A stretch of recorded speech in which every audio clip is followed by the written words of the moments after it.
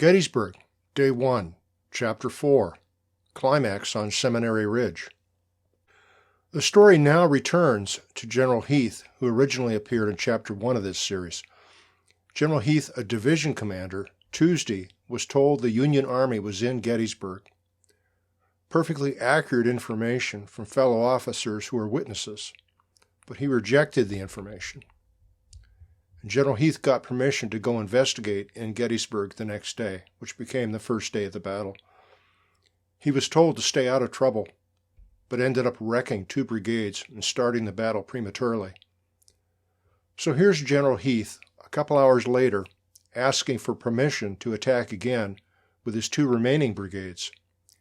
Heath accused the Feds of shifting troops away from him north to fight Rodes's division.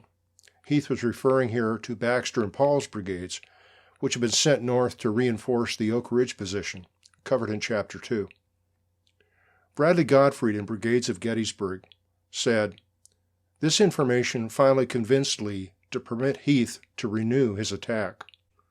So, sometime around 2:30, Lee gave Heath permission to attack, making it a general assault on all the Union positions. Gottfried describes the Federal positions in front of Heath as anything but adequate. So let's look at those positions.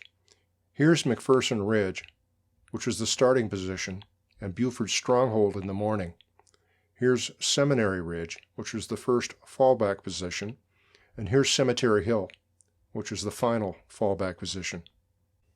There were 3 infantry brigades and 1 cavalry brigade in the Union position at the beginning of this fight. Stone's brigade was in a salient, exposed to attacks from the west and north. The Iron Brigade was in Herbst Woods, and their left was in the air because Biddle's brigade was 300 yards back and to the south. And Biddle's brigade was positioned so that their left and right flanks were both exposed. Gamble's cavalry brigade was guarding the 1st Corps left flank. Heath's division would be the first line of the Confederate attack. Heath had Pettigrew's strong brigade, Brockenbrough's weak one, and Archer's brigade guarded the right flank. Pender's division will be the second line in support of the attack. Pender contributed 3 of his 4 brigades.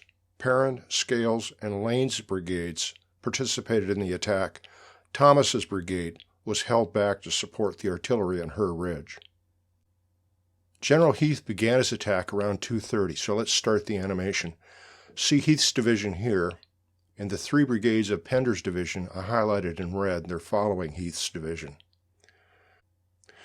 There was a Union officer at that time posted near the seminary. This was Colonel Wainwright, who was the 1st Corps artillery commander. He saw the attack start, was impressed by the Confederate advance, and at the time he thought, "There was not a shadow of a chance of our holding this ridge," unquote. Colonel Biddle saw the attack start and moved his brigade forward onto McPherson Ridge. Shortly after the attack started, Brockenbrough and Pettigrew's brigades were going forward, but Archer's brigade pivoted to the south and took themselves out of the battle. And why did they do that? Colonel Gamble sent a cavalry regiment, the 8th Illinois, southwest along Hagerstown Road to monitor Heath's attack. And they were about here, the blue square. Maybe they feinted an attack, maybe they just let themselves be seen. But apparently Colonel Fry, who was then commanding Archer's brigade, felt it necessary to respond to their behavior and turn to the south, and they were out of the attack. After about 40 minutes, Brockenbrough and Pettigrew's brigades crossed Willoughby Run. The left flank of Pettigrew's brigade flanked the Iron Brigade on the south, and their right flank was advancing on Biddle's brigade. About an hour into the attack, Heath's division had begun to push the 1st Corps off McPherson Ridge. Biddle's brigade was falling back, the Iron Brigade was in a fighting withdrawal, and Stone's brigade would soon have to follow. At some point in the fighting in Herbst Woods, General Heath was wounded and fell unconscious, and General Pettigrew took command of the division. A more detailed map would show Pettigrew's brigade split in 2, with the northern half attacking the gap between Biddle's brigade and the Iron Brigade, and the other half further south going around Biddle's left flank. Meanwhile, look north at the right end of the First Corps line, the Oak Ridge fight. Rhodes's division was beginning another attack on Oak Ridge. Paul's brigade was basically hanging on alone, with Baxter out of ammunition and Cutler moving south to protect the artillery on Seminary Ridge. A bit later, Pettigrew's brigade stopped, exhausted and weakened by high casualties. For example, one regiment, the 26th North Carolina, had well over 50% casualties in its fight with the Iron Brigade. Company A, 77 out of 92. Company E, 80 out of 82. Company F, 100% casualties, 91 out of 91. Pender's division, the second line in support of the Confederate attack, moved to continue the pursuit and were across Willoughby Run. To the north, Daniel's Confederate brigade was reorganizing to attack again. And Stone's brigade was beginning to withdraw as Daniel reorganized and began to push east. A bit later, Pender's division passed through Heath's division. Scales' brigade passed Brockenbrough, and Perrin's brigade passed Pettigrew. Gamble's Union Cavalry Brigade moved forward to a stone wall to support the Seminary Ridge line, and Buford's men found themselves again fighting as dismounted cavalry. Lane's brigade was going south, maybe pursuing that cavalry regiment, the 8th Illinois. The cavalry repeatedly threatened a mounted attack. Maybe it was a feint, but it slowed Lane down, distracted him, and drew him off track. One of Perrin's regimental commanders said at this time, "To stop was destruction. To retreat was disaster. To go forward was orders." Unquote. The remnants of the 3 Union infantry brigades formed behind a fence rail barricade in front of the seminary, with the Union artillery concentrated to their right. Stone's brigade, the Iron Brigade, and Biddle's brigade reformed in front of the seminary, with Gamble's cavalry brigade south of Hagerstown Road. Colonel Perrin sent his northernmost 2 regiments straight at Biddle's brigade.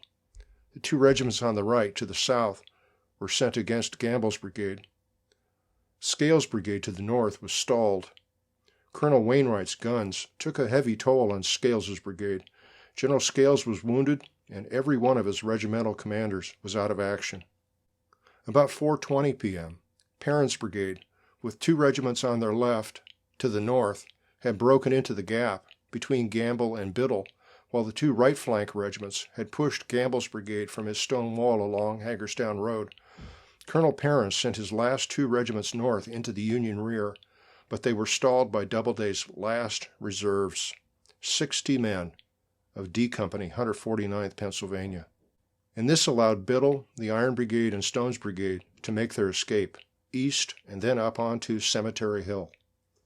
Later on the first day, Cutler's brigade and Meredith's brigade were sent east to Culp's Hill, and Buford's division went south to guard the Union left flank.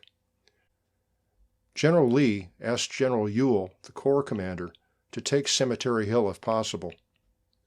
Ewell decided no because of the battered condition of his troops, because of all the artillery on Cemetery Hill, and because of a false report of a Federal column on York Pike. Later, Johnson's Confederate division from Ewell's corps arrived, and Ewell ordered Johnson to take Culp's Hill. But Johnson found the Iron Brigade in possession and withdrew quickly. And that's the end of the first day.